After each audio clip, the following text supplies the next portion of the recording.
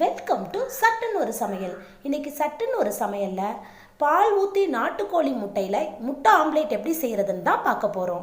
அதுக்கு முன்னாடி நாட்டுக்கோழி முட்டையை நம்ம சாப்பாட்டில் பயன்படுத்திக்கிட்டே வந்தோம் அப்படின்னா நம்மளுடைய எலும்புகள் ஆரோக்கியமாக இருக்கும், கண் சம்மந்தப்பட்ட பிரச்சனைகள்லாம் சரியாகும். இன்னும் சொல்லப்போனால் நீங்கள் இன்னும் ஆச்சரியப்படுவீங்க, நம்ம தலை முடியும் நகமும் கூட ஆரோக்கியமாக இருக்கும். வாங்க இந்த வியப்போட வீடியோக்குள்ளே போகலாம். முட்டை ஆம்லேட் செய்வதற்கு தேவையான பொருட்கள் ஃபஸ்ட்டு பார்த்துக்கலாம். நாட்டுக்கோழி முட்டை 4 எடுத்திருக்கேன். அடுத்தது பார்த்திங்கன்னா 1 கப் சின்ன வெங்காயம் எடுத்திருக்கேன். சின்ன வெங்காயம் யூஸ் பண்ணிங்கன்னா தான் முட்டை ஆம்லேட் நல்லா டேஸ்ட்டாக இருக்கும். அடுத்தது ரொம்ப முக்கியமான இன்க்ரீடியன்ட்ஸ் என்ன அப்படின்னு பார்த்தீங்கன்னா, பால் யூஸ் பண்ணோம்னா ரொம்ப முட்டை ஆம்லேட் சாஃப்டாகவும் நல்லா டேஸ்ட்டாகவும் இருக்கும்.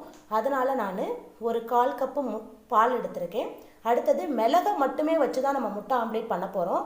மிளகை மட்டும் வச்சு செய்கிறதுனால முட்டை ஆம்லேட் டேஸ்ட்டாக இருக்கும். அதுக்காக தான் இந்த வீடியோவை நான் உங்களுக்கு போஸ்ட் பண்ணுறேன்.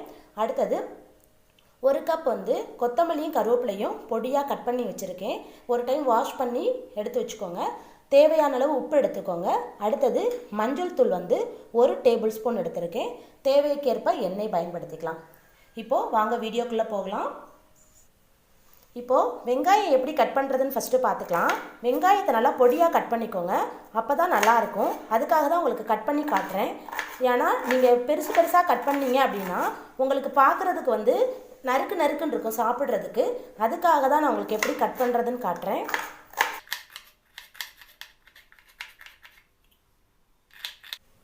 இப்போது வெங்காயத்தை நல்லா இப்படி சின்னதாக கட் பண்ணிக்கோங்க. இப்போது எப்படி முட்டையை மிக்ஸ் பண்ணுறதுன்னு ஃபஸ்ட்டு பார்த்துக்கலாம். முட்டையை இப்படி உடச்சிக்கோங்க.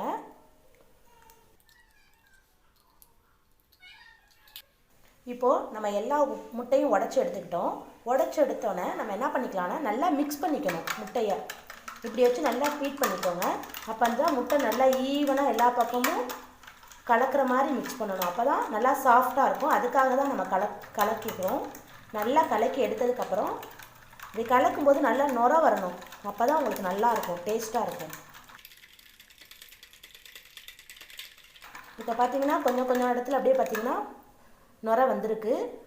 உங்களுக்கே தெரியும், பாருங்கள், நுர நல்லா வந்திருக்கு. இப்போ நம்ம வச்சுருக்க ஒவ்வொரு இன்க்ரீடியன்ஸையும் இதோட ஆட் பண்ணிக்கலாம். நம்ம பொடியாக கட் பண்ணி வச்சுருக்கிற ஃபஸ்ட்டு சின்ன வெங்காயத்தை ஆட் பண்ணிக்கலாம்.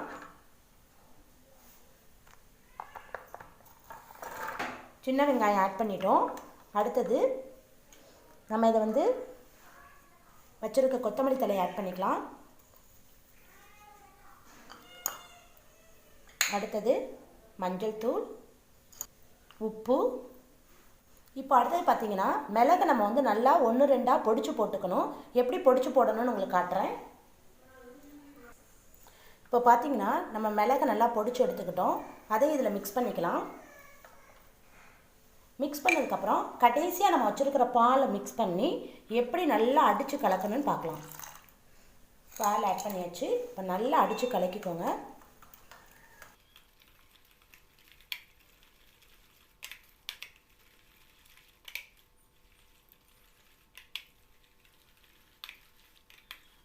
இந்த மிளகு எல்லாமே ஈவனாக எல்லா பக்கமும் போகிற மாதிரி நல்லா அடித்து கலக்கிக்கோங்க.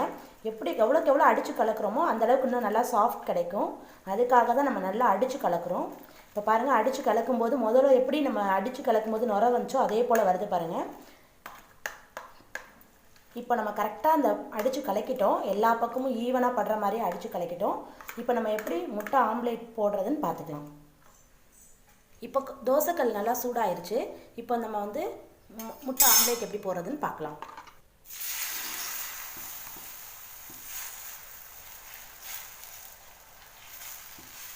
இப்படி நல்லா ஸ்ப்ரெட் பண்ணி விடுங்க. அப்போ தான் ஈவனாக எல்லா பக்கமும் வெங்காயமும் இருக்கும், உங்களுக்கு சாப்பிட்றதுக்கும் நல்லாயிருக்கும். அதுக்காக தான் இப்படி பண்ணி விடுறது. இப்போ கொஞ்சமாக ஆயில் ஆட் பண்ணிக்கலாம்.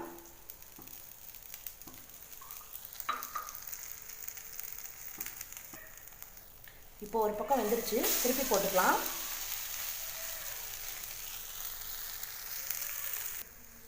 இப்போ முட்டை வெந்துருச்சு. இதை ஒரு பிளேட்டுக்கு மாற்றிக்கலாம். மீதம் இருக்கிறதுலையும் அந்த மாதிரி முட்டை ஆம்லேட் போட்டு எடுத்துக்கலாம். இப்போது நம்ம எல்லா முட்டையும் ஊற்றி எடுத்தாச்சு. இந்த முட்டையில் நமக்கு 4 முட்டை ஆம்லேட் கிடச்சிருக்கு. பாருங்கள், பார்க்குறதுக்கே நல்லா சாஃப்டாக சூப்பராக இருக்குது. உங்களுக்கு வீடியோ பிடிச்சிருந்துச்சுன்னா இந்த சட்டுன்னு ஒரு சமையலுக்கு சப்ஸ்கிரைப் பண்ணுங்கள், ஷேர் பண்ணுங்கள், லைக் பண்ணுங்கள், கமெண்ட் பண்ணுங்கள். தேங்க்யூ.